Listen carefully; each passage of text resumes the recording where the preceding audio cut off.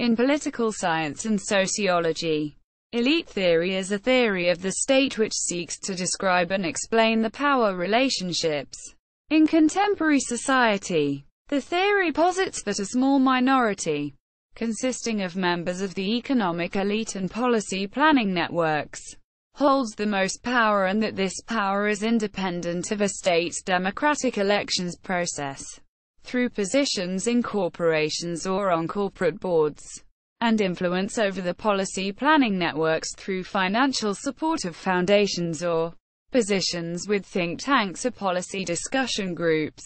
Members of the elite are able to exert significant power over the policy decisions of corporations and governments. An example of this can be found in the Forbes magazine article, published in December 2009, entitled "The World's Most Powerful People," in which Forbes purported to list the 67 most powerful people in the world, assigning one slot for each 100 million of human population. The basic characteristics of this theory are that power is concentrated, the elites are unified, the non-elites are diverse and powerless. Elites' interests are unified due to common backgrounds and positions, and the defining characteristic of power is institutional position. Even when entire groups are ostensibly completely excluded from the state's traditional networks of power, historically, on the basis of arbitrary criteria such as nobility, race, gender, or religion. Elite theory recognizes that counter-elites frequently develop within such excluded groups. Negotiations between such disenfranchised groups and the state can be analyzed as negotiations between elites and counter-elites. A major problem, in turn, is the ability of elites to co-opt counter-elites. Elite theory opposes pluralism, a tradition that assumes that all individuals, or at least the multitude of social groups, have equal power and balance each other out in contributing to democratic political outcomes, representing the emergent, aggregate will of society. Elite theory argues either that democracy is a utopian folly, as it is traditionally viewed in the conservative Italian tradition, or that democracy is not realizable within capitalism, as is the view of the more Marxist-compatible contemporary elite theory permutation, classical elite theory. The aristocratic version of this theory is the classical elite theory, which is based on two ideas. Power lies in position of authority in key economic and political institutions. The psychological difference that sets elites apart is that they have personal resources, for instance intelligence and skills, and a vested interest in the government, while the rest are incompetent and do not have the capabilities of governing themselves.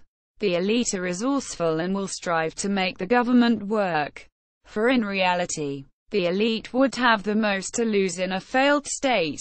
Classical elite theorists, Vilfredo Pareto emphasized the psychological and intellectual superiority of elites, believing that they were the highest accomplishers in any field. He discussed the existence of two types of elites: governing elites, non-governing elites. He also extended the idea that a whole elite can be replaced by a new one and how one can circulate from being elite to non-elite. Gaetano Mosca emphasized the sociological and personal characteristics of elites. He said elites are an organized minority and that the masses are an unorganized majority. The ruling class is composed of the ruling elite and the sub-elites. He divides the world into two groups: ruling class, class that is ruled. Mosca asserts that elites have intellectual, moral, and material superiority that is highly esteemed and influential. Robert Michels, sociologist Michels, developed the iron law of oligarchy, where he asserts social and political organizations are run by few individuals, and social organization and labor division are key. He believed that all organizations were elitist and that elites have three basic principles that help in the bureaucratic structure of political organization. need for leaders, specialized staff and facilities, utilization of facilities by leaders within their organization, the importance of the psychological attributes of the leaders. Elite theorists. Elmer Eric Schatzschneider. Elmer Eric Schatzschneider offered a strong critique of the American political theory of pluralism, rather than an essentially democratic system in which the many competing interests of citizens are amply represented, if not advanced, by equally many competing interest groups. Schatzschneider argued the pressure system is biased in favor of the most educated and highest income members of society, and showed that the difference between those who participate in interest group activity and those who stand at the sidelines is much greater than between voters and non-voters. In the semi-sovereign people, Schatzschneider argued the scope of the pressure system is really quite small. The range of organized, identifiable, known groups is amazingly narrow. There is nothing remotely universal about it, and the business or upper-class bias of the pressure system shows up everywhere. He says the notion that the pressure system is automatically representative of the whole community is a myth, and instead, the system is skewed, loaded and unbalanced in favor of a fraction of a minority. C. Wright Mills. Mills published his book The Power Elite in 1956, claiming a new sociological perspective on systems of power in the United States. He identified a triumvirate of power groups, political, economic and military, which form a distinguishable, although not unified, power-wielding body in the United States. Mills proposed that this group had been generated through a process of rationalization at work in all advanced industrial societies, whereby the mechanisms of power became concentrated, funneling overall control into the hands of a limited, somewhat corrupt group. This reflected a decline in politics as an arena for debate and relegation to a merely formal level of discourse. This macro-scale analysis sought to point out the degradation of democracy in advanced societies, and the fact that power generally lies outside the boundaries of elected representatives. A main influence for the study was Franz Leopold Neumann's book, Behemoth: The Structure and Practice of National Socialism, 1933–1944. A study of how Nazism came to power in the German democratic state. It provided the tools to analyze the structure of a political system and served as a warning of what could happen in a modern capitalistic democracy. Floyd Hunter. The elite theory analysis of power was also applied on the micro scale in community power studies, such as that by Floyd Hunter, 1953. Hunter examined in detail the power of relationships evident in his regional city, looking for the real holders of power rather than those in obvious official positions. He posited a structural functional approach which mapped the hierarchies and webs of interconnection operating within the city, mapping relationships of power between businessmen, politicians, clergy, etc. The study was promoted to debunk current concepts of any democracy present within urban politics, and reaffirm the arguments for a true representative democracy.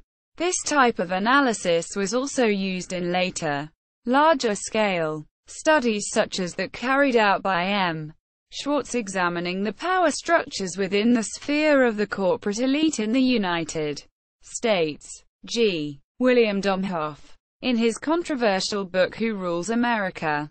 G. William Domhoff researched local and national decision-making process networks in order to illustrate the power structure in the United States.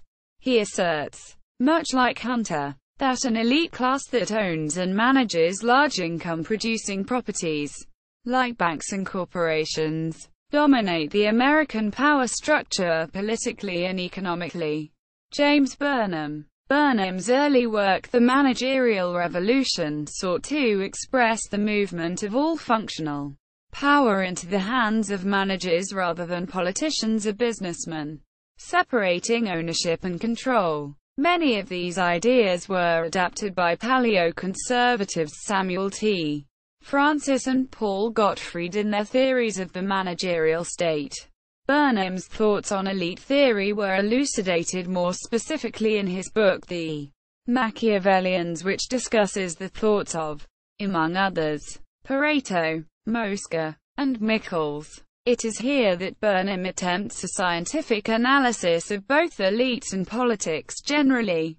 Robert D. Putnam saw the development of technical and exclusive knowledge among administrators and other specialist groups as a mechanism by which power is stripped from the democratic process and slipped sideways to the advisors and specialists influencing the decision-making process.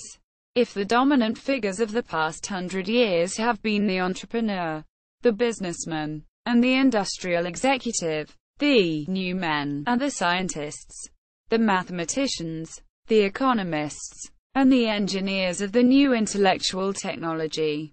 Quote, Thomas R. Dye in his book Top-Down Policymaking, argues that U.S. public policy does not result from the demands of the people, but rather from elite consensus found in Washington, D.C., based non-profit foundations, think tanks, special interest groups, and prominent lobbying and law firms.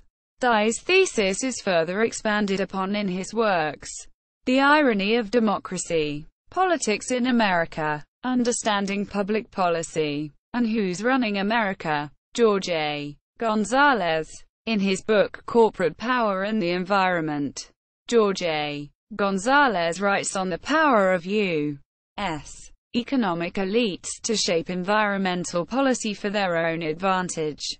In the politics of air pollution, urban growth, ecological modernization and symbolic inclusion, and also in urban sprawl, global warming, and the empire of capital, Gonzalez employs elite theory to explain the interrelationship between environmental policy and urban sprawl in America.